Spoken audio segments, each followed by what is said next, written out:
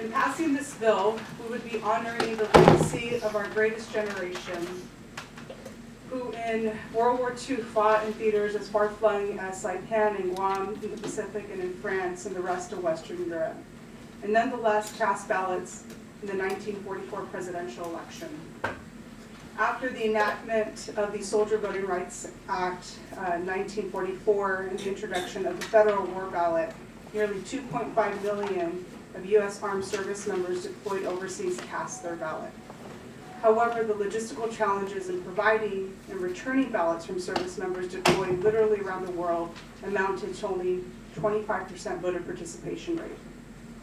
In 1955, in response to the difficulties experienced during World War II, Congress created the Federal Voting Assistance Program to assist members of the U.S. Armed Forces and their families to vote when deployed overseas. In 1986, Congress followed up with the Uniformed and Overseas Citizens Absentee Voting Act, which required states to allow military and overseas voters to vote by absentee ballot.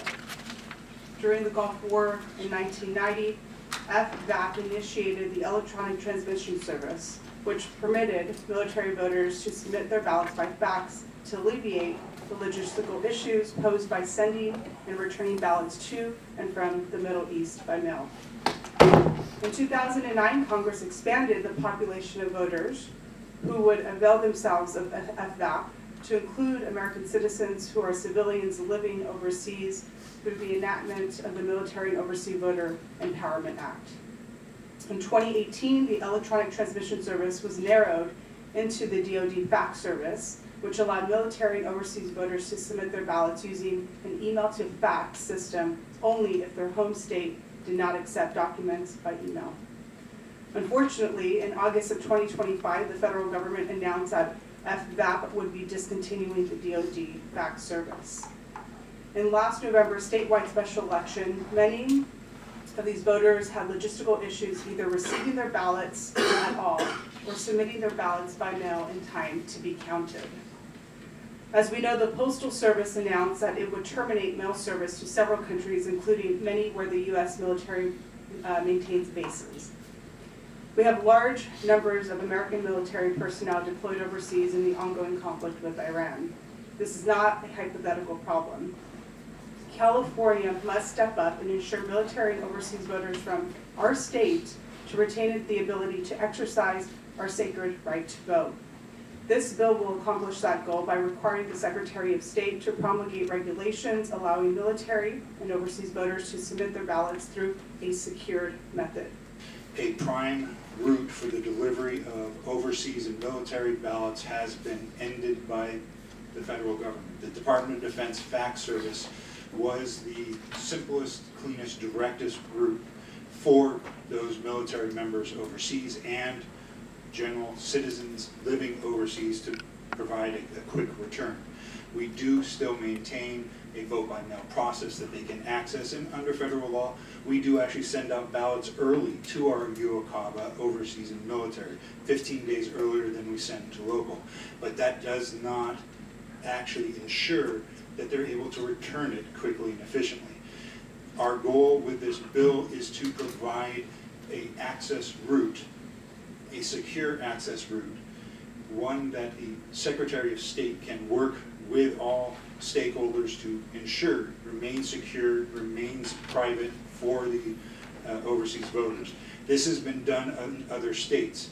Colorado, Nevada have home-built routes for their overseas voters to return their ballots. Massachusetts and Rhode Island have used vendor routes to go. So there are options out there and available, and we can work with them to create a secure route to do that. And we are committed to working with the Secretary of State to meet that need, to meet both the needs of the voters and the security needs of our processes. We have consensus on both the existence of a problem regarding military and overseas voters and the need to take action in light of the defunding of the DoD fax service that facilitated return of ballots for those stationed overseas. What we do not have is consensus on what specific action to take. The current version of the bill provides direction that is vague and at best in terms of what regulations will look like. What is needed, in our belief, is a path to developing consensus among policymakers on what specific action to pursue to ensure military and overseas voters are not disenfranchised. Our amendments provide that. The mechanism is a task force for the public process of evaluating and weighing options, looking at best practices nationwide, and calling in experts in the cybersecurity fields, in government, private sector, and academia to get their input. It is not an open-ended study. It requires a report to the legislature that must be made by December 2027. The reality is there will likely have to be an electronic solution of some kind.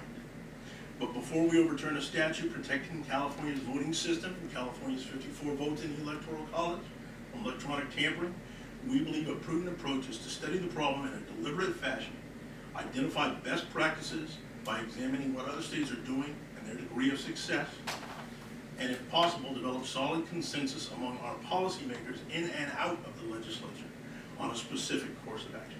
The Department of Justice to defund their e-fax system to make it harder for them to vote is it's incomprehensible to me. They take an oath to defend the Constitution, and then we are limiting their ability to participate in our democracy by doing this. And I find that to be deplorable. And this has been magnified due to the United States Postal Service mail delays and the discontinuation of the Federal Voting Assistance fax service. This is incredible disenfranchisement to this sector. And I know that feeling when you get those ballots late and you cannot count them. It's just heart-wrenching that they took this effort to vote and to get it to us as quickly as possible, and then it fails to arrive on time. It's horrible. So we need to get new ideas on how to make voting accessible to this population of voters, and we've got to be doing this quickly. This is an urgent issue. So requiring the Secretary of State to develop the regulations will encourage that additional research and analysis of the issue and help facilitate these efforts. And we have other states we can turn to for some guidance on what they do to try to get the same thing happening in California. So for those reasons, I'm recommending support.